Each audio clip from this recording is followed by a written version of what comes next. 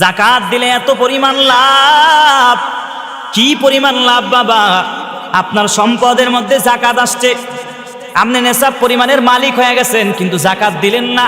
যাকাত দিলে হিসাব করে করে করে যাকাত দেওয়া লাগবে, আন্দাজ করে দিলে যাকাত হবে না। আপনি যদি 10 লক্ষ টাকার মালিক হন, কিন্তু আপনার যাকাত আসতে যাকাত দিলেন না, কিন্তু আপনার টাকাগুলো সব হালাল, কিন্তু যাকাত না দেওয়ার কারণে যাকাতের টাকাগুলো হালালের সাথে মিশানোর কারণে আপনার বাকি টাকাগুলো হারাম হয়ে যাবে। ফি নাফসিহি কিন্তু হালাল, কিন্তু টাকাটা যাকাত না দেওয়ার কারণে আল্লাহ তাআলা আপনার যাকাতের মালগুলো আল্লাহ তাআলা হারাম করে দিতেছেন। এই জন্য বান্দা হিসাব করে করে যাকাত দেওয়া লাগবে, হিসাব করে করে যাকাত দেওয়া লাগবে। যদি যাকাত দিয়া যদি যারা অন্তরে ঢুকায়া দেন, যাকাত দিলে মনে হয় আমার টাকা পয়সা কমে যায়, না না বান্দা, যাকাত দিলে আল্লাহ তাআলা তোমার ধন সম্পদ আরো বাড়ায়া দিবেন। দেখবেন কত মানুষের ওয়ারিশ সূত্রে সন্তানেরা টাকাগুলো খাইতে পারে না। কি লেগে খাইতে পারে না জানেননি? একটাই মাত্র কারণ, আগ থেকে যাকাত দেয় না। এই জন্যই তো আল্লাহ বলেছে যাকাত দিবি, আল্লাহ আমি হেফাজত করব। যাকাত দিবি না, তোর মাল তোর ওয়াজির সূত্রেই তোর সন্তানেরাও খাইতে পারবে না, আমি আল্লাহ আগুনে পুরাইয়া দেব। আমি আল্লাহ এমন একটা রোগ দিয়া দিব, যেই কারণে টাকাগুলো সব হসপিটালে দেওয়া লাগবে, টাকাগুলো সব মানুষ ডাক্তাররে দেওয়া লাগবে। এই জন্যই তো মায়ার নবী বলেছেন যাকাত দাও। যাকাত দেওয়ার দ্বারা তোমার অন্তর পবিত্র হবে, তোমার অনেক টাকা আল্লাহ অনেক হায়াতের মধ্যে বরকত দিবেন, সব কিছুর মধ্যে আল্লাহ বরকত দিয়ে দিবেন। কিন্তু যদি যাকাত না দেন, এদের ব্যাপারে আল্লাহ কোরআনের মধ্যে জানায়াছেন, যারা যাকাত দেয় না এদের ব্যাপারে আল্লাহ সূরা তাওবার মধ্যে বলেছেন 34, 35, 36 নম্বর আয়াতের মধ্যে আল্লাহ জানায়া দিয়া বলে, ওয়াল্লাযীনা ইয়াকনিযুনা আয-যাহাবা ওয়াল ফিদ্দাতা ওয়া লা ইউনফিকুনাহা ফী সাবিলিল্লাহ ফাবাশশিরহুম বিআযাবিন আলীম। আল্লাহ এই আয়াতের মধ্যে জানায়া দেয়, যারা স্বর্ণ রৌপ্য টাকা পয়সা ব্যাংক ব্যালেন্স এগুলাকে গচ্ছিত কইরা রাখছো, কিন্তু যাকাত দাও নাই, যাকাত দাও নাই, আল্লাহ এদের ব্যাপারে বলেন ফাবাশশিরহুম বিআযাবিন আলীম। আল্লাহ বলেন নবী জানায়া দেন যে এদের জন্য কঠিন শাস্তি রয়েছে। সুসংবাদ, আল্লাহ ফাবাশশিরহুম বিআযাবিন আলীম বলেছেন। শাস্তির কথা বলতে গিয়ে আল্লাহ সুসংবাদ কেন বললেন? আল্লাহ বলে সুসংবাদ এই কারণেই বললাম যে যাকাত না দেওয়ার কারণে যে কঠিন একটা শাস্তি দিব, ওই জন্য আমি আল্লাহ সুসংবাদ বইলা বুঝাইলাম যে এত পরিমাণ কঠিন শাস্তি দিব। কারণ শাস্তির জন্য কোনো সুসংবাদ হয় না, দুঃসংবাদ হয়, কিন্তু আল্লাহ এখানে সুসংবাদ বইলা বুঝাইছে এত পরিমাণ শাস্তি দিব বান্দা। টাকা পয়সা দং দন যা কিছু ব্যাংক ব্যালেন্স যা কিছু তোমরা গচ্ছিত করে রেখেছো, যাকাত না দিলে তোমাদেরকে আমি আল্লাহ কঠিন শাস্তি দিব। এরপরে আয়াতে আল্লাহ জানায়া দিয়া বলে, ইয়াউমা ইউহমা আলাইহা ফি নারি জাহান্নামা ফাতুকওয়া বিহা জিবাহুহুম ওয়া জুনুবুহুম ওয়া যুহুরুহুম হাযা মা কানাসতুম লিয়ানফুসিকুম ফাযুকু মা কুনতুম তাকনিজুন। আল্লাহ বলে যারা যাকাত দাও নাই, ধন সম্পদগুলো গচ্ছিত করে রেখেছো, এই ধন সম্পদগুলো একদিন আমি আল্লাহ তাআলা আগুনের মধ্যে পোড়াইয়া এরপরে আমি আল্লাহ তোদের ঘাড়ের মধ্যে চাকা দিব, এরপরে আমি আল্লাহ পাজরের মধ্যে চাকা দিব, আমি আল্লাহ পিঠের মধ্যে চাকা দিয়া বলবো যে দুনিয়ার মধ্যে কম ধন সম্পদরা তোমরা জমা করে রাখছো, আল্লাহর রাস্তায় যাকাত দাও নাই, হাযা মা কানাসতুম লিয়ানফুসিকুম ফাযুকু মা কুনতুম তাকনিজুন। আল্লাহ বলবে যে তো ধন সম্পদগুলো গচ্ছিত করে রেখেছো, সেই ধন সম্পদগুলো ওই সময় বলবে আমারে খাও, আমারে খাও। ফাযুকু মা কুনতুম তাকনিজুন। দুনিয়ার মধ্যে যত ধন সম্পদগুলো গচ্ছিত করে রেখেছো, সেই ধন সম্পদগুলো বলবে আমি রেখে দেওয়া সম্পদগুলো আমাকে আজকে আস্বাদন কর। কিন্তু এই দিন এত কিছু বলার পরও বান্দার এত পরিমাণ কষ্ট হবে, এত পরিমাণ কষ্ট হবে। আল্লাহ তাআলা অন্য আয়াতের মধ্যে আল্লাহ জানায়া দেয়া বলে, সূরা আলে ইমরানের মধ্যে আল্লাহ জানায়া দেয়া বলে, কি সমস্যা হয়েছে নাকি? আল্লাহ সূরা আলে ইমরানের মধ্যে আল্লাহ জানায়া দেয়া বলে, সায়ুতাওয়াকুনা মা বাখিলু বিহি ইয়াউমাল কিয়ামাহ। যারা ঠিকমতো যাকাত দেয় নাই, যারা ধন সম্পদ যত টাকা পয়সা আছে সবগুলো যারা গচ্ছিত করে রেখেছেন, আল্লাহ তাআলা বলে হাসরের ময়দানে আমি আল্লাহ তাআলা সেই ধন সম্পদগুলোকে আমি আল্লাহ তাআলা এগুলাকে লোহার বেরি বানাইয়া আমি আল্লাহ ইয়াউমাল কিয়ামা হাসরের ময়দানে ওই আল্লাহর বান্দার ঘাড়ের গলার মধ্যে আমি আল্লাহ পরায়া দিব, বেরি পরায়া দিব। কিন্তু বেরি পরায়া দেওয়ার পর আল্লাহ হাসরের ময়দানের কথা বলেছেন, কিয়ামতের ময়দানে আল্লাহ তাআলা লোহার বেরি পরায়া দিবেন। আল্লাহ কিয়ামতের কথা বলেছেন। বান্দা একটু চিন্তা করে দেখো, দুনিয়ার মধ্যে যত পাপ করবা, যত কিছু করবা, আল্লাহ তাআলা জাহান্নামে ঢুকাইয়া তারপরে আল্লাহ শাস্তি দিবেন। কিন্তু যারা যাকাত দিবে না, এদের ব্যাপারে আল্লাহ কোরআনের মধ্যে বলেছেন ইয়াউমাল কিয়ামা হাসরের ময়দানে আমি আল্লাহ তাআলা এই লোহার বেরি পড়াবো। কিন্তু আপনি একটু চিন্তা করেন বাবা, দুনিয়ার মধ্যে নামাজ পড়লেন, আপনার নামাজ কি কাজে আসলো? দুনিয়ার মধ্যে আপনি বাইতুল্লাহর হজ করলেন, আপনার কি কাজে আসলো? কিন্তু কিছুই তো আপনার কাজে আসলো না। যদি আপনি হাসরের ময়দানে যদি সব মানুষের সামনে যদি লোহার বেরি যদি আপনাকে পড়ায় দেওয়া হয়, তখন আপনার অবস্থাটা কেমন হবে? এই জন্যই তো আল্লাহ বলেছে ইয়াউমাল কিয়ামা হাসরের ময়দানে যারা যাকাত দাও না, আমি আল্লাহ এদেরকে লোহার বেরি পরাবো। বলেন না নাউজুবিল্লাহ। ইয়া আইয়ুহাল্লাযীনা আমানু কুতিবা আলাইকুমুস সিয়াম কামা কুতিবা আলাল্লাযীনা মিন ক্বাবলিকুম লাআল্লাকুম তাত্তাকুন। আল্লাহ বলে, হে ঈমানদারগণ, আমি আল্লাহ তোমাদের উপরে রমজানের রোজাকে ফরজ করে দিলাম। শুধু তোমাদের উপরে রমজানের রোজা ফরজ এমন নয়, কামা কুতিবা আলাল্লাযীনা মিন ক্বাবলিকুম, তোমাদের পূর্বে যারা ছিল এদের উপরে রমজানের রোজা ফরজ করা হয়েছিল।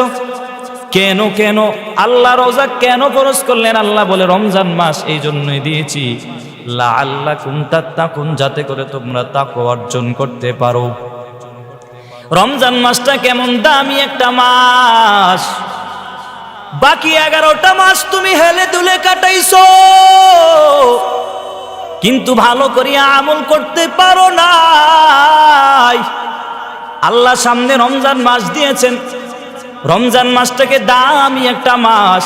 এই মাসের মধ্যে বান্দারা ইবাদত করবে, কারণ রমজান মাসে একটা নফল ইবাদত আল্লাহ সেটাকে ফরজে রূপান্তরিত করে দেয়। বলেন না সুবহানাল্লাহ।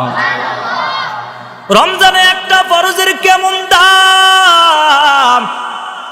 মায়ার নবী হাদিসের মধ্যে জানায়াছেন, রমজানে কেউ যদি একটা নফল ইবাদত করো, আল্লাহ সেটাকে ফরজে রূপান্তরিত করে দেয়।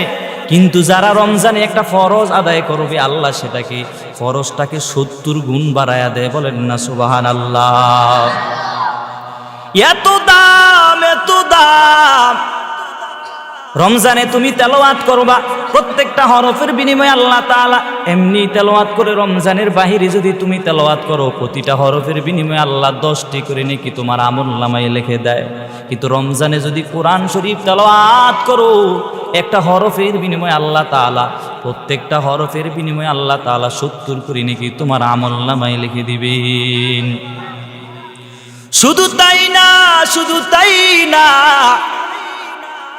আল্লাহ নবী এই জন্যই তো বলেছে রমজান আসার আগে শাবান মাসে রোজা রাখা একটু প্র্যাকটিস কর। কারণ রমজানে তোমার রোজা রাখা লাগবে। শাবানের 14 তারিখ দিনের বেলা গিয়া রাত্রিবেলা ইবাদত কইরা 15 তারিখে তো রোজা রাখা একটু প্র্যাকটিস কর। কারণ সামনে আগত রমজান মাস আসতেছে, রমজান মাসে যেন 20 রাকাত তারাবি নামাজ পড়তে গিয়া তুমি যেন না বলো 20 রাকাত তারাবি পড়তে আমার কষ্ট হয়, এই কথা যেন তুমি না বলো। এজন্যই তো মায়ার নবী বলেছে শাবান মাসে একটু প্র্যাকটিস কর, শাবান মাসে একটু রাত্রে দাঁড়ায়া দাঁড়ায়া ইবাদত কর, যাতে রমজানে তোমার কষ্ট না হয়। রমজানের এত পরিমাণ দামি একটা মাস, এই মাসে আল্লাহ 30 পারা কোরআনকে আল্লাহ তাআলা অবতীর্ণ করেছেন, কালামুল্লাহকে অবতীর্ণ করেছেন।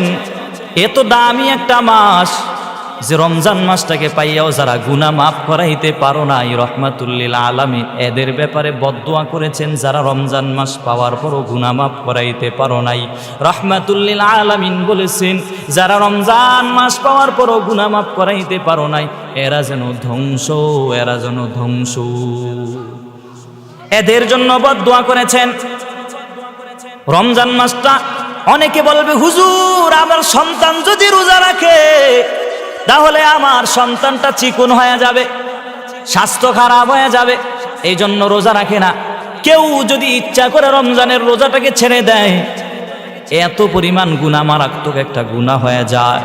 কিন্তু সন্তানের শরীরের দিকে তাকাইয়া সন্তান প্রাপ্তবয়স্ক হওয়ার পরও সন্তানকে রোজার না রাখার জন্য তুমি বলো, কিন্তু সন্তান যে প্রাপ্তবয়স্ক হওয়ার পরে তার উপর রোজা ফরজ হয়ে গেল, কিন্তু রমজানের রোজাটা রাখো নাই। কারণ রমজান মাসটা আল্লাহ দিয়েছেন একটা অফারের মাস। বাকি 11টা মাস হেলে দুলে কাটাইছো, একটা মাস তুমি ইবাদত করে সময় দিয়ে দিয়া কাটাও। তারাবির নামাজ কয় রাকাত বলেন? 20 রাকাত তারাবি সুন্নতে মুআক্কাদা। কিন্তু একদল বলবে 20 রাকাত তারাবি কি দরকার, যে এত তাউত করে তারাবি পড়ার কি দরকার? আমরা 8 রাকাত তারাবি পড়বো, আস্তে আস্তে করে পড়বো। আরে বাবা, তারাবির নামাজ সুন্নতে মুআক্কাদা 20 রাকাত তারাবি পড়া লাগবে। তুমি যে বলো 8 রাকাত তারাবি, না না না 8 রাকাত তারাবি না। যারা বলো 8 রাকাত তারাবি, আমি একটা পরামর্শ দিয়ে যাই, 8 রাকাত তারাবি আপনি পড়িয়েন, কিন্তু বাকি 12 রাকাত নফলের নিয়তে আপনি দাঁড়াইয়া। কারণ রমজান মাসটা বড় দামি মাস। রমজান মাসে যদি নফল ইবাদত করো, আল্লাহ সেটা ফরজে রূপান্তরিত করে দিবে। এজন্য তুমি 20 রাকাত তারাবি মিলাইয়া যদি পড়তে পারো, আল্লাহর কাছে বড় দামি হয়ে যাইতে পারবা। এই মাসটা হলো তাকওয়া অর্জন করার মাস। তাকওয়া অর্জন কর। কিন্তু কেমনে তাকওয়া অর্জন করবা? সাহাবায়ে কেরামরা রাহমাতুল্লিল আলামিনকে জিজ্ঞাসা করেছে, নবী গো, তাকওয়া মানে কি? নবী হাত দ্বারা ইশারা করে বলেছে, তাকওয়া হলো অন্তরের ব্যাপার। তাকওয়া হলো অন্তরের ব্যাপার। দেখবেন রমজান মাসে তারাবি নামাজ কত সুন্দর করে মানুষ আদায় করে। রোজা রাখার পর বিকালবেলা দেখবেন ইফতারিটাকে সামনে নিয়ে যখন বসে, ইফতারি নিয়ে বসার পরে যখন 10-12 মিনিট ইফতারের মাত্র টাইম বাকি আছে, ওই সময় দেখবেন আল্লাহর বান্দা বারবার খালি তার ঘড়ির দিকে তাকায়, আর কয় টাইম হয় না কা, টাইম হয় না কা। আরে কয় মিনিট বাকি আছে বলো না, আর কয় মিনিট বাকি আছে। মানে এর পুরাই অস্থিরতা চলে আসে। সারাদিন রোজা রাখছে, এত কষ্ট হয় নাই, তা ইফতারের 10-12 মিনিট আগে এত পরিমাণ তার কষ্ট হচ্ছে। বারবার সন্তানকে জিজ্ঞাসা করে, কত মিনিট বাকি আছে বলো না, কত মিনিট বাকি আছে। কেন এতবার বলতেছে? কিন্তু তার সামনে, ইফতারির সামনে তার শরবত হাজির, ইফতারিও হাজির। বান্দা চাইলে কিন্তু খাইতে পারত, কিন্তু খায় না। কার ভয়? আল্লাহর ভয়। ইফতারের সামনে রাখা আছে হালাল, কিন্তু তারপরও খায় না। কারণ এই সময় খাওয়া নিষেধ, আল্লাহ নিষেধ করেছেন। ইফতারির টাইম হলে ইফতার করা লাগবে। কিন্তু বান্দা যে ইফতারি সামনে নিয়ে বসছে, কিন্তু ভিতরে কিন্তু তার একটা আগ্রহ আছে, যদি আমি আজকে ইফতার করি, আমি মনে হয় একাই 5 গ্লাস শরবত আমি একাই খাইতে পারবো, এমন তার ভিতরে চিন্তা আসে। আবার এটাও চিন্তা করে, যদি সবচেয়ে বড় প্লেটটা আমার সামনে দিত, আমার মনে হয় আমি সবচেয়ে বেশি খাইতাম। কিন্তু আল্লাহর বান্দা যখন 1 গ্লাস পানি পান করে, 1 গ্লাস পানি পান করার পর বান্দারা 2য় গ্লাস পান করার মতো আর শক্তি তার ভিতরে থাকে না। কিন্তু নির্দিষ্ট যে খাবার তার প্লেটের মধ্যে দেওয়া হয়েছে, সেই পরিমাণ খাবারও তার ভিতরে যায় না। কারণ এটা একমাত্র রোজার বরকত। কিসের বরকত বাবা? রোজার বরকত, রোজার বরকত। বুঝেন নাই মনে হয় কথা? একজন রোজাদারকে যদি রমজান ইফতার করাইতে পারেন, কি পরিমাণ দাম! রোজাদার ব্যক্তির কি পরিমাণ দাম, কি পরিমাণ দাম! রাহমাতুল্লিল আলামিন হাদিসের মধ্যে বলেছেন, এটা উড়ন্ত কাক, সে তার জন্ম লগ্ন থেকে যদি উড়াল দিতে যদি সে যাইতেই থাকে, কাক কিন্তু বেশি হায়াত পায়। একটা কাক কিন্তু 1000 বছর হায়াত পায়। একটা কাক যখন জন্ম লগ্ন থেকে উড়তে যদি সে অনেক দূর চলে যায়, 1 বছর পরে সে যখন বুড়া হয়ে যায়, একটা রোজাদার রোজা রাখার কারণে তার থেকে জাহান্নাম এর চেয়ে আরো দূরে চলে যায়। এত দাম একজন রোজাদারের, এত দাম। কিন্তু রমজানে আজকে তুমি ইফতারি করাইতে চাও না, কিন্তু আল্লাহ টাকা দিয়েছে, পয়সা দিয়েছে, একজন রোজাদার কি তুমি ইফতার করাইবা, কিন্তু তুমি পারো না। তোমার কত টাকা বাজে কাজে ব্যবহার হয়, কত টাকা কত খারাপ কাজে ব্যবহার হয়। কিন্তু রমজানে যদি একটা রোজাদারের ইফতার করাইতা, কতই না সওয়াব হইতো, কতই না সওয়াব হইতো। আল্লাহর এক বান্দা নফল রোজা রেখেছে, পরিবারের সবাই রোজা রাখছে, সন্তানেরাও রোজা রাখছে, আব্বাও রোজা রাখছে, মায়ও রোজা রাখছে, কিন্তু বাবাই টেনশনে পড়ে গেল। বিকালবেলা ওদের সামনে আমি আর আমার স্ত্রী এক গ্লাস পানি পান করলে কিন্তু আমাদের রোজা ভাঙ্গা হয়ে যাবে, ইফতার করে ফেলতে পারবো। কিন্তু আমার ছোট ছোট সন্তানেরা রোজা রাখছে, এদের সামনে ভালো যদি ইফতারি না দেই তাহলে এদের মন খারাপ হয়ে যাবে। এই জন্য আল্লাহর বান্দা টেনশনে পড়ে গেল। চিন্তা করলো এখন কি করা দরকার। এবার চিন্তা করলো পাশের বাড়ির বাইরে থেকে কিছু টাকা হাওলাত চাইবো, যদি দেয় তাহলে টাকা দিয়ে আমি ইফতারের আয়োজন করব। আল্লাহর বান্দা চলে গেল পাশের বাড়িতে। মুমিন বাড়ির পাশে গিয়া বলে, ও গরিব ভাই। সে যাইতেছে আর ধনী ব্যক্তির বাড়ি গিয়া বলে, ও ধনী ব্যক্তি ভাই, বন্ধু আমাকে কিছু টাকা ধার দাও। বলে আমি আজকে রোজা রাখছি, আমার সন্তানেরাও রোজা রাখছে, আমার সবাই রোজা রাখছে, যদি এদের সামনে ভালো যদি খাবার না দেই তাহলে এদের মনে বড় কষ্ট যাবে, এই জন্য আমারে কিছু টাকা ধার দাও। কিন্তু ধার চাওয়ার পরে ওই ধনী ব্যক্তিটা তারা টাকা দেওয়া তো দূরের কথা, একটা ধমক দেয়া দিল। কিন্তু আল্লাহর বান্দা চিন্তায় পড়ে গেল, গরিব বান্দা চিন্তায় পড়ে গেল। আমি তার কাছে টাকা চাইলাম, সে টাকা না দিলে আমার কোনো দুঃখ থাকতো না, কিন্তু সে যে আমার একটা ধমক দিয়া দিল, এই জন্য তার আল্লাহর বান্দার ভিতরে বড় কষ্ট লাগছে। আল্লাহর বান্দা যাইতেছে রাস্তা দিয়া যাইতেছে আর কান্না করতেছে। হঠাৎ করে একজন বিধর্মী ভাইয়ের সাথে সাক্ষাৎ হয়ে গেল। বিধর্মী ভাই বলতেছে, ভাইজান কেন কান্না করো? বলে তোমারে বলিয়া কি লাভ? বলে বলো না। অনেকবার বলার পরে বলছে, আমার এক জাতি ভাই মুসলমান ভাই ধনী মানুষের কাছে গিয়ে কিছু টাকা চাইলাম, কিন্তু টাকা তো দিলই না, ভালো কথা, কিন্তু আমারে আসার সময় একটা ধমক দিয়ে দিল, এই জন্য বড় কষ্ট। আল্লাহকেও বলতেছে, আল্লাহ গো, গরিব বানাইছেন আপনি, আল্লাহ আজকে রোজা রাখলাম, সন্তানের সামনে ভালো ইফতার দেওয়ার জন্য আরেকজনের বাড়ি গেলাম, সেখানেও শরম পেয়ে লজ্জা পেয়ে চলে আসলাম। ওই বিধর্মী ভাই বলতেছে, আমি তোমারে কিছু টাকা দিই, তুমি যাও ইফতারের আয়োজন করো। বলে না, আপনি তো বিধর্মী মানুষ, আপনার টাকা আমি কেন নিব? বলে না, আপনি নেন, আপনি ইফতারে আয়োজন করেন, পরবর্তী চাইলে আমাকে দিতে পারেন, না দিলেও কোনো সমস্যা নাই। এই কথা বলার পরে আল্লাহর বান্দার টাকা নিয়ে বাড়ি চলে গেল। বাড়ি যাওয়ার পর ইফতারির আয়োজন হয়ে গেল। ইফতারির আগ মুহূর্তে সন্তানদেরকে নিয়ে ওই আল্লাহর বান্দা আল্লাহর কাছে হাত তুলে দোয়া করতেছে আর বলতেছে, আল্লাহ গো, কি দোয়া করব? ওই আল্লাহর বান্দা তো বিধর্মী, আমি বিধর্মীর জন্য কি দোয়া করব? এই জন্য আল্লাহর বান্দা একটাই দোয়া করেছে, আল্লাহ এত বিধর্মী, আল্লাহ এর অন্তরের মধ্যে হেদায়েতের নূর ঢুকায়া দেন। এমন করে দোয়া শেষ করে ইফতারও শেষ করে ফেললো। সবাই ইফতার খেয়ে ফেললো। ইফতার খাওয়ার পরে রাত্রিবেলা ওই মুমিন বান্দাও ঘুমায়া গেল, বড় লোকও ঘুমায়া গেল, বিধর্মীও ঘুমায়া গেল। রাত্রিবেলা ঘুমানোর পর হঠাৎ করিয়া গভীর রজনীতে ওই যে ধনী ব্যক্তিটা ঘুমের ঘরের মধ্যে হঠাৎ করিয়া স্বপ্নে দেখতেছে হাসরের ময়দান কায়েম হয়ে গেছে, আর মানুষগুলো উলঙ্গ অবস্থায় উঠিয়া মানুষগুলো গলা কাটা মুরগার মতো লাফাইতেছে, আর মানুষগুলো নাফসি নাফসি বলে কান্না করতেছে। সব মানুষগুলো হতাশ, মানুষগুলো চিল্লায় কান্না করতেছে। আরেক দিক দিয়ে জাহান্নাম এত দ্রুত জাহান্নামীদের দিকে আসতেছে, আরেক দিক দিয়ে সূর্য এক হাত উপরে চলে আসছে। ওই আল্লাহর বান্দা ঘুমের ঘরে স্বপ্নে দেখতেছে ওই আল্লাহর বান্দারে দৌড়াইতে হাসরের ময়দানের পাশে একটা ঘর বানানো, যেই ঘরটা আল্লাহ স্বর্ণ দ্বারা বানায়া রাখছে। ওই আল্লাহর বান্দা ঘরের সামনে গিয়া বলে, দরওয়াজাটা খুলে দাও। বলে না, দরওয়াজা খোলা হবে না। বলে দরওয়াজাটা কাদের জন্য? বলে দরওয়াজা যারা দুনিয়ার মধ্যে গরিবের সহযোগিতা করেছে এদের জন্য এই দরওয়াজা খোলা হবে, কিন্তু যারা দুনিয়াতে গরিবের সহযোগিতা করে না এদের দরওয়াজা খোলা হবে না। এই জন্য আল্লাহর বান্দা বড় টেনশনে পড়ে গেছে। হঠাৎ করিয়া ঘুম থেকে জাগ্রত হয়ে গেল। ঘুম থেকে জাগ্রত হইয়া এবার দৌড়াইয়া ওই যে ব্যক্তি ইফতারের জন্য টাকা চেয়েছে ওর বাড়ি গিয়া বলে, ভাইজান কত টাকা লাগবে ইফতারির জন্য? কত টাকা লাগবে বলো, আমি টাকা দিয়া দিব।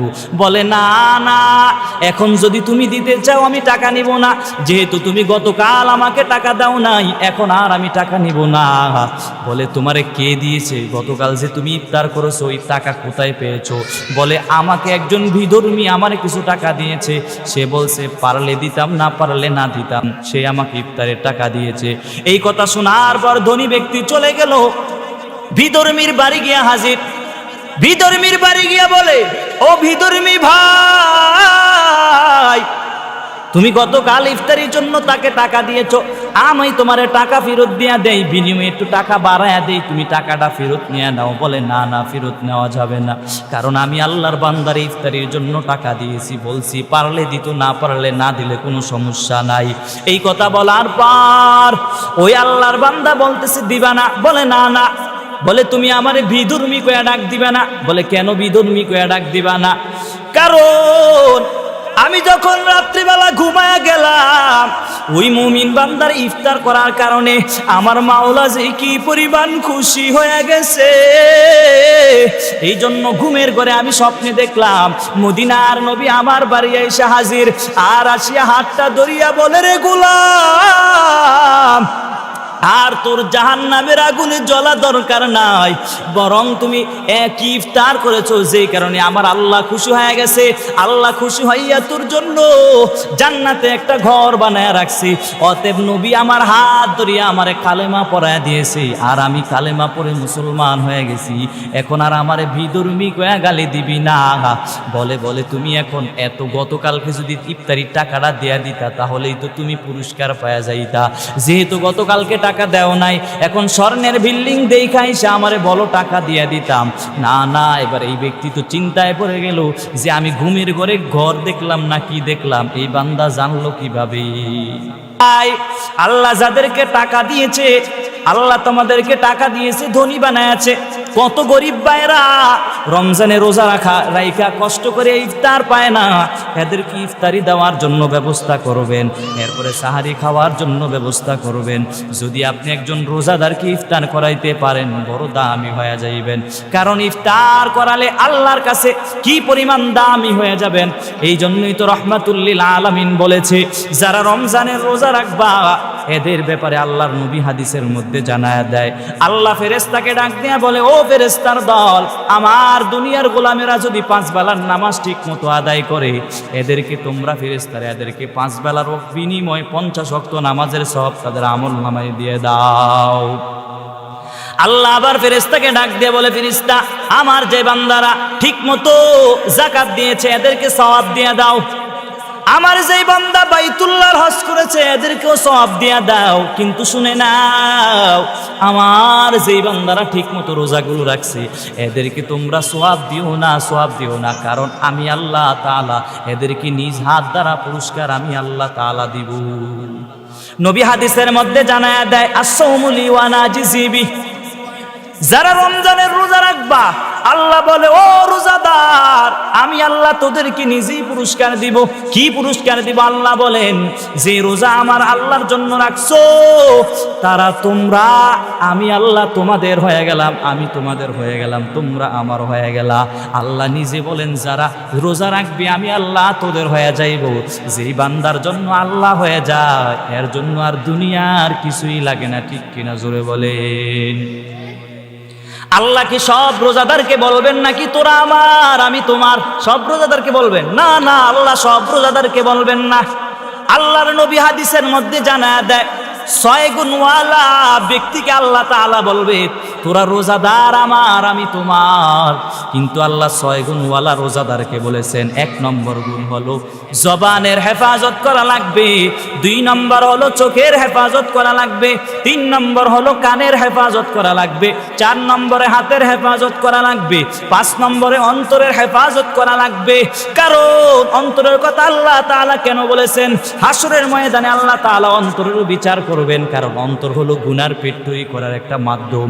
কারণ অন্তরের মধ্যে সিগন্যাল দেওয়ার পরে বান্দা হাত দ্বারা গুনাহ করে, অন্তরে সিগন্যাল দেওয়ার পরে বান্দা চোখ দ্বারা গুনাহ করে, অন্তরে সিগন্যাল দেওয়ার পরে বান্দা কান দ্বারা গুনাহ করে। এই জন্য আল্লাহর নবী বলে, 6 গুণওয়ালা রোজাদারকে আল্লাহ বলবে, তোরা আমার আমি তোমার। 5 নম্বরে বললাম, 6 নম্বরে হলো তোমরা যে সারাদিন রোজা রাখবা, বিকালবেলা ইফতারিটা যেন তোমরা হালাল টাকা উপার্জন করার মাধ্যমে যেন ইফতারিটা করতে পারো। এই 6 গুণ যদি তোমাদের ভিতরে থাকে, আমি আল্লাহ তাআলা বললাম, তোরা রোজাদাররা যেহেতু আমি আল্লাহর জন্য রোজা রাখছো, আমি আল্লাহ তোদের হয়ে গেলাম। বলেন না সুবহানাল্লাহ? আল্লাহ সব রোজাদারকে বলবেন না, এই 6 গুণ যাদের ভিতরে থাকবে আল্লাহ তাদের কি বলবেন, একমাত্র তোরা আমার, আমি আল্লাহ তোদের হয়ে গেলাম। এত দাম, এত দাম। এই জন্য বাবা রমজানের রোজা রাখা লাগবে, আগ থেকে প্রস্তুতি গ্রহণ করা লাগবে। প্রস্তুতি নিয়ে নিয়ে যদি সামন দিকে আগাতে পারেন আল্লাহর কাছে বড় দামি হয়ে যাবেন। কারণ রমজান মাসটা আল্লাহ দিয়েছেন গুনাহ মাফ করার জন্য, ইবাদত করার জন্য, তারাবির নামাজ পড়ার জন্য, ঠিক মতো সাহারি খাওয়ার জন্য। রমজান মাসে যদি আল্লাহর কাছে মাফ চান আল্লাহ অবশ্যই মাফ দিয়ে দিবেন। কারণ আল্লাহ তাআলা তওবাকারীদেরকে আল্লাহ তাআলা অনেক পছন্দ করেন। বান্দা ভুল হয়ে গেছে রমজান মাসে, তাহাজ্জুদ নামাজ পড়ার কত বড় একটা সুযোগ, ঠিক কিনা জোরে বলেন। রমজান মাসে তাহাজ্জুদ নামাজ পড়ার একটা বড় একটা সুযোগ। অন্য 11টা মাস তাহাজ্জুদ পড়তে পারো নাই, কারণ রমজান মাসে যেই সময় সাহারির সময় পুরাটা সময় কিন্তু আপনার তাহাজ্জুদ নামাজ পড়ার সময়। আপনি পারলে 2 রাকাত 4 রাকাত তাহাজ্জুদ নামাজ পড়িয়া তারপরে সাহারি খাইবেন। কিন্তু কত বড় একটা সুযোগ, কত বড় একটা সুযোগ। কিন্তু আমরা মুসলমানেরা এই সুযোগটাও কাজে লাগাইতে পারি না বাবা।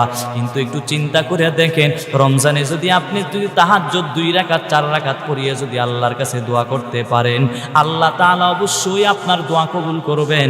জীবনে যত গুনাহ করেছেন আল্লাহর কাছে মাপ চাইবেন। কারণ আল্লাহ তাআলা 7ম নম্বর আসমানে আসিয়া বলে, রে বান্দা ডাক দাও, ডাক দাও, তুই বান্দা তোর কি লাগবে বলো, কি লাগবে বলো, আমি আল্লাহ দেওয়ার জন্য প্রস্তুত আছি। রমজানের রোজা রাখতে গিয়া বড় কষ্ট হবে, সাহারির ব্যবস্থা হবে না, ইফতারির ব্যবস্থা হবে না, কিন্তু কষ্ট করিয়া তারপরও বান্দা রোজাগুলো ভাঙবো নাই। আল্লাহ বলে এদেরকে আমি আল্লাহ নিজ হাত দ্বারা পুরস্কার দিব। আল্লাহ ফেরেশতাকেও ডাক দিয়ে বলেছে তোমরা পুরস্কার দিবা না, আমি আল্লাহ নিজ কুদরতি হাত দ্বারা তাদেরকে পুরস্কার দিব।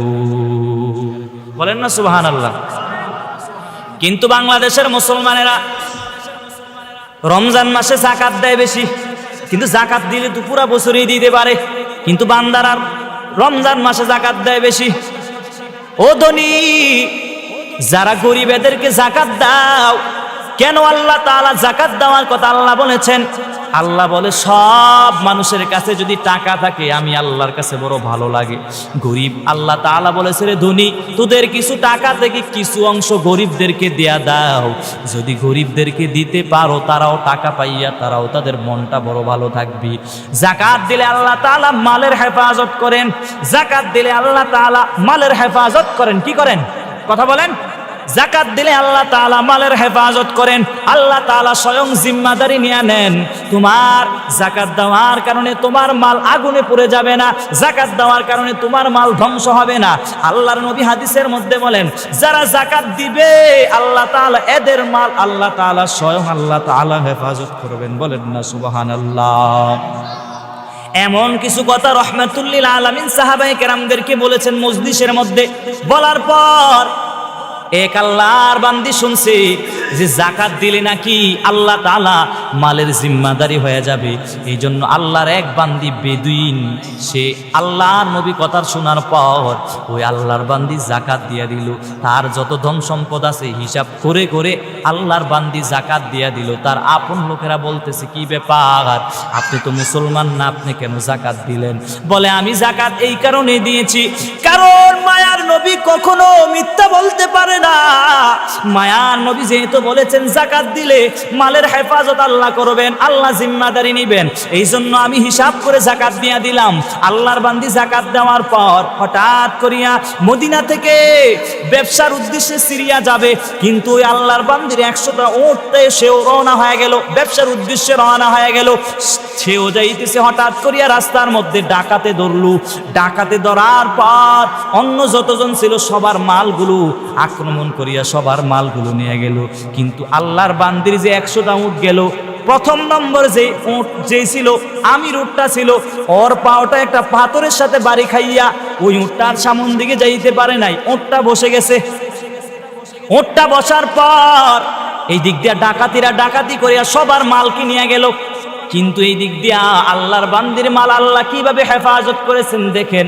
100টা উটের মধ্যে প্রথম নম্বর যে উটটা ছিল সেই উটটা পাথরের সাথে বাড়ি খাওয়ার কারণে উটটা বসে গেল। এদিক দিয়ে ডাকাতিও শেষ হয়ে গেল। হঠাৎ করিয়া তাকায় দেখলো যে 100টা উট সফর করে আসলো, সিরিয়ায় গেল। আবার সেই উটটা আবার মদিনার দিকে ফিরতেছে। কি ব্যাপার, তোমার উট কি, তোমার উটের উপরে কি ডাকাতি হয় নাই? বলে হয়েছে। বলে কি হয়েছে? বলে আমার ওর যখন ডাকাতি রাস্তায় চলতেছিল, হঠাৎ করিয়া আমার যে প্রথম উটটা ছিল রাস্তার মধ্যে হঠাৎ করিয়া পাথরের সাথে বাড়ি খাওয়া মাত্রই সেই জাগাত বসে গেছে। এই জন্য আল্লাহ তাআলা হেফাজত করেছেন। এই জন্য আল্লাহর বান্দিও আবার টেনশন নিয়েছে, কারণ আমি আল্লাহর রাস্তায় জাকাত দিয়েছি, আমার মাল আল্লাহ হেফাজত করবে। যদি আমার মান আল্লাহ হেফাজত না করে, আমি নবীর কলারে দইরা জিজ্ঞাসা করব, আপনি নবী তো বলছেন আল্লাহর রাস্তায় জাকাত দিলে আল্লাহ হেফাজত করবে, এখন আমার মাল কেন আল্লাহ হেফাজত করে নাই? এই জন্য আল্লাহর বান্দি দেখলো যে আমি জাকাত দেওয়ার কারণে আল্লাহ তাআলা তার ধন সম্পদ সব কিছু হেফাজত করেছে। ওই আল্লাহর বান্দি কালেমা পড়ে মুসলমান ধর্ম গ্রহণ করে ফেলেছে। বলেন না সুবহানাল্লাহ। জাকাত দিলে এত পরিমাণ লাভ। কি পরিমাণ লাভ বাবা! আপনার সম্পদের মধ্যে জাকাত আসছে, আপনি নেশাব পরিমাণের মালিক হয়ে গেছেন, কিন্তু জাকাত দিলেন না। জাকাত দিলে হিসাব করে করে করে জাকাত দেওয়া লাগবে, আন্দাজ করে দিলে জাকাত হবে না। আপনি যদি 10 লক্ষ টাকার মালিক হন, কিন্তু আপনার জাকাত আসতে জাকাত দিলেন না, কিন্তু আপনার টাকাগুলো সব হালাল, কিন্তু জাকাত না দেওয়ার কারণে জাকাতের টাকাগুলো হালালের সাথে মিশানোর কারণে আপনার বাকি টাকাগুলো হারাম হয়ে যাবে। ফি নাফসিহি কিন্তু হালাল, কিন্তু টাকাটা জাকাত না দেওয়ার কারণে আল্লাহ তাআলা আপনার জাকাতের মালগুলো আল্লাহ তাআলা হারাম করে দিতেছেন। এই জন্য বান্দা হিসাব করে করে জাকাত দেওয়া লাগবে, হিসাব করে করে জাকাত দেওয়া লাগবে। যদি জাকাত দিয়া যদি যারা অন্তরে ঢুকায়া দেন, জাকাত দিলে মনে হয় আমার টাকা পয়সা কমে যায়, না না বান্দা, জাকাত দিলে আল্লাহ তাআলা তোমার ধন সম্পদ আরো বাড়ায়া দিবেন। দেখবেন কত মানুষের ওয়ারিশ সূত্রে সন্তানেরা টাকাগুলো খাইতে পারে না। কি লেগে খাইতে পারে না জানেননি? একটাই মাত্র কারণ, আগ থেকে জাকাত দেয় না। এই জন্যই তো আল্লাহ বলেছে জাকাত দিবি, আল্লাহ আমি হেফাজত করব। জাকাত দিবি না, তোর মাল তোর ওয়াজির সূত্রেই তোর সন্তানেরাও খাইতে পারবে না। আমি আল্লাহ আগুনে পুড়াইয়া দেব, আমি আল্লাহ এমন একটা রোগ দিয়া দেব, যেই কারণে টাকাগুলো সব হসপিটালে দেওয়া লাগবে, টাকাগুলো সব মানুষ ডাক্তাররে দেওয়া লাগবে। এই জন্যই তো মায়ার নবী বলেছেন জাকাত দাও। জাকাত দেওয়ার দ্বারা তোমার অন্তর পবিত্র হবে, তোমার অনেক টাকা আল্লাহ অনেক হায়াতের মধ্যে বরকত দিবেন, সব কিছুর মধ্যে আল্লাহ বরকত দিয়ে দিবেন। কিন্তু যদি জাকাত না দেন, এদের ব্যাপারে আল্লাহ কোরআনের মধ্যে জানায়াছেন, যারা জাকাত দেয় না এদের ব্যাপারে আল্লাহ সূরা তাওবার মধ্যে বলেছেন 34, 35, 36 নম্বর আয়াতের মধ্যে আল্লাহ জানায়া দিয়া বলে, ওয়াল্লাযীনা ইয়াকনিদুনা আয-যাহাবা ওয়াল ফিদ্দাতা ওয়া লা ইউনফিকুনাহা ফী সাবিলিল্লাহ ফাবাশশিরহুম বিআযাবিন আলীম। আল্লাহ এই আয়াতের মধ্যে জানায়া দেয়, যারা স্বর্ণ রৌপ্য টাকা পয়সা ব্যাংক ব্যালেন্স এগুলাকে গচ্ছিত কইরা রাখছু, কিন্তু জাকাত দাও নাই, জাকাত দাও নাই, আল্লাহ এদের ব্যাপারে বলেন ফাবাশশিরহুম বিআযাবিন আলীম। আল্লাহ বলেন নবী জানায়া দেন যে এদের জন্য কঠিন শাস্তি রয়েছে, সুসংবাদ।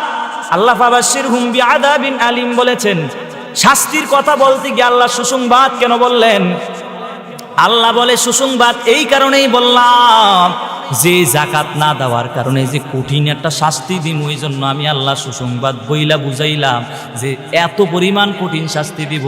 কারণ শাস্তির জন্য কোনো সুসংবাদ হয় না, দুঃসংবাদ হয়, কিন্তু আল্লাহ এখানে সুসংবাদ বইলা বুঝাইছে এত পরিমাণ শাস্তি দিব বান্দা। টাকা পয়সা দং দন যা কিছু ব্যাংক বেলা যা কিছু তোমরা গচ্ছিত করে রেখেছো, জাকাত না দিলে তোমাদেরকে আমি আল্লাহ কঠিন শাস্তি দিব।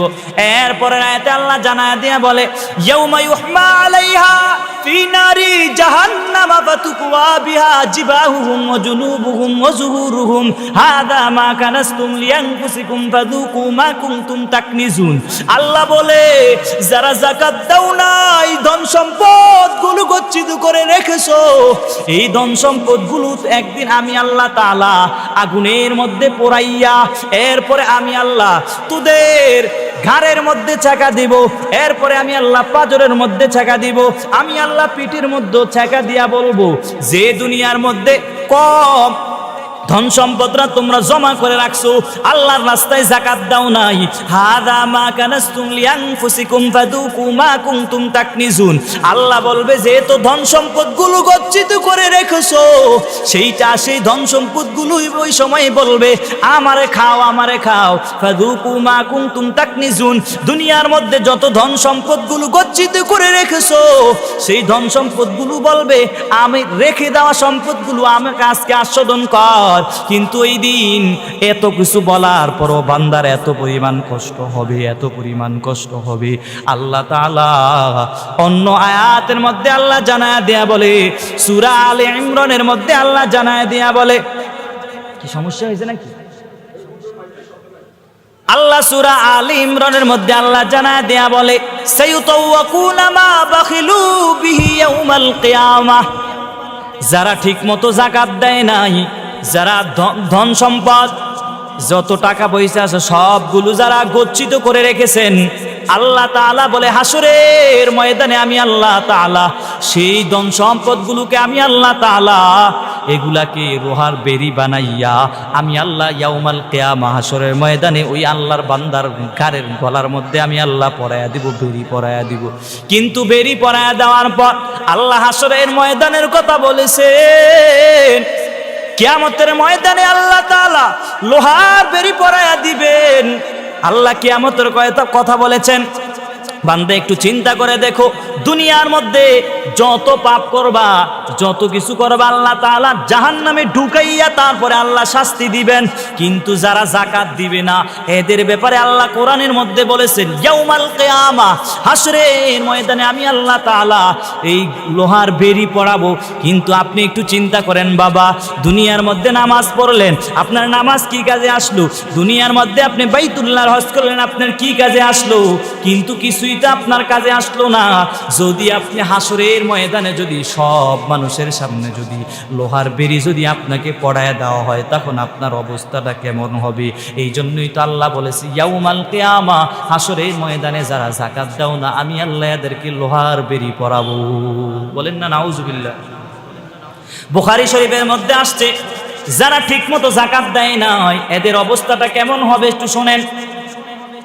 হাসরের ময়দানে আল্লাহ তাআলা এই কথা বলার পরে রাহমাতুল লিল আলামিন বুখারী শরীফের মধ্যে বলেছেন যে একটা সাপ হয়ে যাবে, ঠিক একটা সাপ, কি পরিমাণ বিষাক্ত ধরনের সাপ, যে সাপ যখন এইভাবে ফানা ধরে, যখন মানুষকে আক্রমণ করার জন্য, যখন এইভাবে ছোবল মারার জন্য সে প্রস্তুতি নেয়। কিন্তু কিছু সাপ আছে দেখবেন এদের ভিতরে বিষ বেশি থাকার কারণে এদের মাথায় চুল থাকে না, এত পরিমাণ বিষাক্ত সাপ। সেই সাপগুলো হাসরের ময়দানে বলবে আনা মালুকা আনা কানজুকা, আমি মালকে দুনিয়ার মধ্যে তুমি গচ্ছিত করে রেখেছো, আনা মালুকা, আমাকে খাওয়ার জন্য রেখেছো, আজকে খাও না কেন? আনা মালুকা, আমি তো তোমার মাল, আমি তো তোমার ধন সম্পদ, দুনিয়ার মধ্যে আমাকে জমা করে রাখছো, এখন কেন খাও না? আনা মালুকা আনা কানজুকা, এমন করে করে বলবে। এজন্য বাবা যাকাত আসছে, হিসাব করে করে যাকাত দেওয়া লাগবে। যারা যাকাত দেয় না ঠিক মতো, এদের দেখবেন আল্লাহ তাআলা এমন এমন রূপ দিয়ে দেয়। কিন্তু কত বড় লোকেরা দেখবেন যাকাত দেয় না ঠিক করিয়া, কিন্তু যদি যাকাত দিত রমজানে, কত ছাত্ররা মাদ্রাসায় পড়াশোনা করে, এদের পিছনে যদি আপনি কিছু টাকা দিতেন, কত ছাত্ররা গরিব মানুষ পড়ালেখা মাদ্রাসায় করে, এদের পিছনে যদি আপনি কিছু টাকা দিতেন, আল্লাহর কাছে আপনি বড় দামি হয়ে যাইতেন। কারণ এই ছোট ছোট বাচ্চারা মাদ্রাসার ভিতরে ঢুকিয়া কিন্তু তারা আল্লাহর কালামুল্লাহ তেলাওয়াত করে আর দোয়া করে, কারণ এদের দোয়া তো আল্লাহ ফিরায়া দেয় না। কারণ এরা যখন বড় রাত্রিতে ঠান্ডা পানি দিয়ে ওযু বানাইয়া যখন আল্লাহর কাছে হাত তুলে বলে, রে মালিক, যে বান্দা আমার জন্য সহযোগিতা করেছে, আল্লাহ আল্লাহ এর মাফ করিয়া দেন, এর আব্বা আম্মারে মাফ করিয়া দেন, সবাইরে মাফ করিয়া দেন, এমন করে করে দোয়া করে। কিন্তু আজকে সমাজের মধ্যে বড় লোক আল্লাহ বানাইলেন, টাকা পয়সাও আল্লাহ দিলেন, কিন্তু টাকাগুলোর যাকাতও ঠিক মতো দেয় না। রোজা রোজার যারা রাখে এদের পাশেও দাঁড়ায় না। তোমার টাকা কত বাজে কাজে ব্যবহার হয়, তোমার টাকা কত খারাপ কাজে ব্যবহার হয়। ভালো কাজে যদি দাও, আল্লাহ তাআলার কাছে বড় দামি হয়ে যাবে। ঠিক কিনা জোরে বলেন। যারা রমজান মাস পাইয়াও গুনাহ মাফ করাইতে পারো নাই, এই জন্য আল্লাহর কাছে দোয়া করা লাগবে বেশি বেশি করে। গত রমজান থেকে রমজান পর্যন্ত আপনার কত আপন মানুষকে হারাইলেন। আপন ভাই দুনিয়া থেকে বিদায় হয়ে গেল, স্ত্রী সাহেব দুনিয়া থেকে বিদায় হয়ে গেল, কত মানুষকে আপনি হারাইলেন। কিন্তু আপনি যে আল্লাহ দয়া করে মায়া করে রমজান পর্যন্ত যে আল্লাহ হায়াত দিয়েছে, এই জন্য আল্লাহর কাছে শুকর আদায় করা লাগবে। ওয়াবাল্লিগনা রমাদান, এই জন্যই তো নবী রজব মাস থেকে তার দোয়া শিখিয়ে দিলেন, আল্লাহুম্মা বারিক লানা ফি রজব ওয়া শাবান ওয়াবাল্লিগনা রমাদান। যে তোমরা শাবান রমজান মাস আসার আগে আগে রজব থেকে তোমরা এই দোয়াটা বেশি বেশি করে পড়া শুরু করে দাও। আল্লাহ গো, রজব আর শাবানের বরকত আমারে দিয়া দেন, আমাদেরকে দিয়া দেন, আর রমজান পর্যন্ত আমাদের হায়াত দীর্ঘ করে দেন। যারা রমজান মাস পাইছো কিন্তু ইবাদতে সময়টা কাটাও নাই, তারাবির নামাজ পড়া লাগবে না? তারাবিতে তেলাওয়াত, হাফেজ সাহেবে কত সুন্দর করে তেলাওয়াত করবে, আপনি পিছন থেকে দাঁড়াইয়া দাঁড়াইয়া শুনবেন। যদি খতম তারাবি পড়তে পারেন বাবা, একটা খতম আপনি নামাজে দাঁড়াইয়া দাঁড়াইয়া শুনলেন। 11টা মাসের মধ্যে কোরআনের দিকে ফিরেও তাকানোর সময় পান নাই। রমজানে উপলক্ষে করিয়া হাফেজ সাহেব তেলাওয়াত শুরু করলো, প্রথম রমজান থেকে শেষ তারাবি পর্যন্ত আপনি সময় দিয়া দিয়া দিয়া দিয়া দিয়া 20 রাকাত তারাবির নামাজ খতমে তারাবি পড়লেন। আপনার আমল নামায় আল্লাহ তাআলা 70 বার খতম করলে যেই পরিমাণ সওয়াব আপনার আমল নামায় আল্লাহ তাআলা দিয়ে দিবে। এত দামি একটা মাস, চোরেরা বলবে, যারা আমল চুরি করে এরা বলবে এত ইবাদত করার কি দরকার। আরেক দল বলবে যে রমজানের রোজা রাইখা কি লাভ, বরং নিজের উপরে নিজে জুলুম করতেছে। না বাবা, না না, রমজানে রোজা রাখবা, সব কিছুর একটা জাকাত আছে, শরীরেরও কিন্তু একটা জাকাত আছে, শরীরের একটা জাকাত আছে, সেটা হলো রমজানের রোজা রাখা। পারবেন না রমজানের রোজা রাখতে? এলাকার যারা রোজা রাখতে চাইবে না এদেরকে ঘাড় ধরে ধরে বোঝানো লাগবে, কেন রোজা রাখবা না। আপনি বাবা হিসাবে যদি সন্তান রোজা না রাখে, সন্তানকে বোঝানো লাগবে, বাবা রোজা রাখ, তোর উপরে আল্লাহ রোজা ফরজ করেছে, এই জন্য রোজা রাখ। যদি এলাকায় দেখেন দোকান পাট খোলা থাকে, তাহলে সবাই মিল্লা আন্দোলন করে দোকান বন্ধ করে দিবেন। কারণ রমজান মাসটা যেমন দামি, আল্লাহ তোমাদেরকে তেমন দামি বানায় দিবে। রমজান মাস দামি হওয়ার কারণে সব কিছু আল্লাহ তাআলা দামি বানায় দেয়। একটা হরফ পড়বি আল্লাহ 70 গুণ সওয়াব দিয়া দিবে।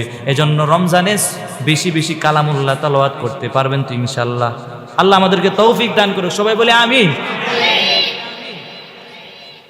আমি আরো কিছু কথা বলতে চাই, আপনারা একটু কানটা লাগায় একটু শোনেন, দিলের কানটা দিয়ে একটু শোনেন। বাবা, দুনিয়া থেকে একদিন আপনিও চলে যাবেন, আমিও চলে যাব, কেউ দুনিয়ায় থাকবে না। এই যে কত মুরব্বীরা দেখতেছেন, এদেরও কিন্তু সাদা দাড়ি পেকে গেছে, এদেরও একটা সিগন্যাল চলে আসছে কখন জানি দুনিয়া থেকে বিদায় হয়ে যায়। কত আব্বার হায়াত জানি রমজান পর্যন্ত আল্লাহ দিয়ে রাখছে, কার হায়াত জানি এক রমজানের আগে দুনিয়া থেকে বিদায় হয়ে যায়, কোনো গ্যারান্টি নাই, কোনো গ্যারান্টি নেই। এই জন্য নিজেকে একটু বুঝানো লাগবে, নিজেকে একটু বুঝানো লাগবে, হায়াতটাকে মূল্যায়ন করেন বাবা। কারণ আল্লাহ হায়াত দিয়েছেন 40 বছর, আল্লাহ হায়াত দিয়েছেন 50 বছর, আল্লাহ হায়াত দিয়েছেন, হায়াতটাকে কাজে লাগান নাই। আল্লাহ পাই টু পাই ভাবে প্রত্যেকটা সেকেন্ড, প্রত্যেকটা মিনিট, প্রত্যেকটা ঘন্টার হিসাব আল্লাহ নিবেন। এজন্য বাবা, রমজান মাস আসছে, রমজানের কিছু মাসআলাও তো বলা লাগে। এটা কিছু মাসআলা বলি, আপনারা একটু মনোযোগ দিয়ে শোনেন। রমজানে রোজা রাখছেন, কিছু কারণ আছে, যেই কারণগুলো আপনারাও দেখলে মনে করেন রোজা ভেঙে গেছে, কিন্তু রোজা ভাঙ্গে নাই। এমন কিছু কারণ আছে যে কারণগুলো হওয়ার পরও রোজা ভাঙ্গে না। 1 নম্বর কারণ হলো বাবা, রমজানে রোজা রাখছো, রোজা রাখার পরে, কারণ প্রথম রোজা রাখার পরে হঠাৎ করিয়া বান্দা প্রথম রোজার দিনে দুপুরের বেলা আইসা পেট ভরিয়া খাবার খেয়ে ফেলছে, ভুলে খাওয়ার পরে এবার হঠাৎ করিয়া তার স্মরণে আসলো আমি তো রোজাদার। সাথে সাথে বান্দা যদি খাবারগুলো ফেলিয়া দিয়া কুলি করিয়া নেয় বান্দা, আল্লাহ বলে বান্দা তোর রোজা হবে, কোনো টেনশন করার কারণ নাই, কারণ তুই তো ভুলে খেয়েছিস, ভুলে খাওয়ার কারণে তোর রোজা ভাঙ্গে নাই, তোর রোজা ভাঙ্গে নাই। আপনি আবার খাইবেন, আবার কইবেন আমি রোজা আছি, কারণ রোজাটা এমন একটা দামি ইবাদত। নামাজ মানুষকে দেখানোর জন্য পড়ানো যায়, ঠিক নেই?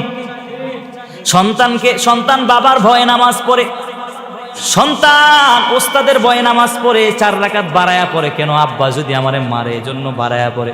কিন্তু আল্লাহ বলে রোজাটা এমন একটা ইবাদত, এই রোজাটা কোনো মানুষকে দেখানো যায় না, এই রোজা একমাত্র আল্লাহর জন্য। এই জন্যই বাবা রমজানের রোজা রাখলেই তো আল্লাহ বলেছেন আমি আল্লাহ নিজেই তোদেরকে পুরস্কার দিব। আরেকটা মাসআলা হলো, রমজানে রোজা রাখছেন, কিন্তু রোজা রাখার পর আপনার রমজান মাস চলাকালীন সময় আপনার স্বপ্ন দোষ হয়েছে। স্বপ্ন দোষ হইলে কিন্তু রোজা ভাঙবে না, কিন্তু এটা তো আপনি স্বেচ্ছায় করেন নাই। স্বপ্ন দোষ হলে রোজা ভাঙবে না, কিন্তু ইচ্ছাকৃতভাবে যদি কেউ বীর্য বের করে ফেলে তাহলে তার রোজা ভেঙে যাবে।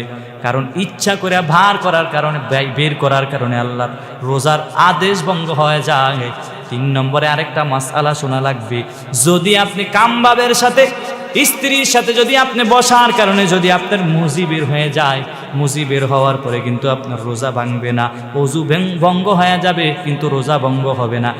ওই মুজি কথাটা বলা হয়েছে এই কারণে, উত্তেজনা অবস্থায় যখন মানুষ উত্তেজনা অবস্থা হয়ে যায় তখন তার থেকে কিছু মুজি বের হয়, ওই মুজিগুলো বের হলে তার রোজাও ভাঙবে না। আরেকটা মাসআলা হলো, রমজান মাসে আপনি রোজা রাখছেন, কিন্তু হুজুর অনেকে প্রশ্ন করে হুজুর আমি আতর ব্যবহার করি আমার রোজা কি ভেঙে যায় নাকি? না না, আতর ব্যবহার করলে রোজা ভাঙবে না। অনেকে বলবে হুজুর আমি মেসওয়াক ব্যবহার করি আমার রোজা ভেঙে যায় নাকি? না না, আয়েশা রাদিয়াল্লাহু তাআলা আনহা এক হাদিসের মধ্যে বলেন যে নবী রমজানে বারবার মেসওয়াক করতেন। আর আয়েশা রাদিয়াল্লাহু তাআলা তাকায় দেখলেন নবী বারবার কেন মেসওয়াক করে? যদি নবী মেসওয়াক করে তাহলে মেসওয়াক করার দ্বারা তো কোনো রমজানের রোজা ভাঙবে না, ঠিক কিনা জোরে বলেন। রমজান মাসে রোজা রাখলেন, কিন্তু আপনার রক্ত টেস্ট করার জন্য ডাক্তার সাহেব বলছে আপনার রক্ত টেস্ট করার জন্য 1 সিরিজ রক্ত নেওয়া লাগবে, কিন্তু রক্ত নেওয়ার দ্বারা আপনার রোজা ভঙ্গ হবে না। কত সিস্টেম, কত তরিকাগুলো জানা আছে, সব তরিকা যদি আপনি মেনে চলতে পারেন রমজানটা খুব ভালোভাবে আপনার কাটবে। হতাশ হওয়ার কোনো দরকার নাই, রমজানের রোজাগুলো যদি ঠিক মতো আদায় করতে পারেন।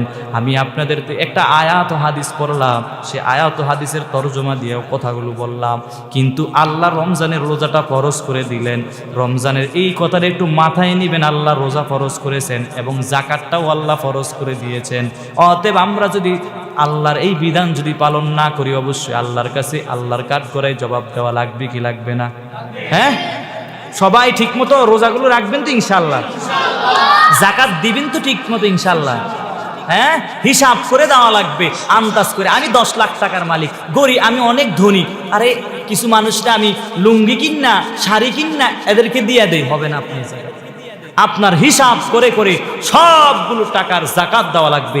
আল্লাহ আমাদেরকে তৌফিক দান করুক, সবাই বলি আমিন। ওয়া আখিরু দাওয়ানা আলহামদুলিল্লাহি রাব্বিল আলামিন। আসসালামু আলাইকুম ওয়া রাহমাতুল্লাহি।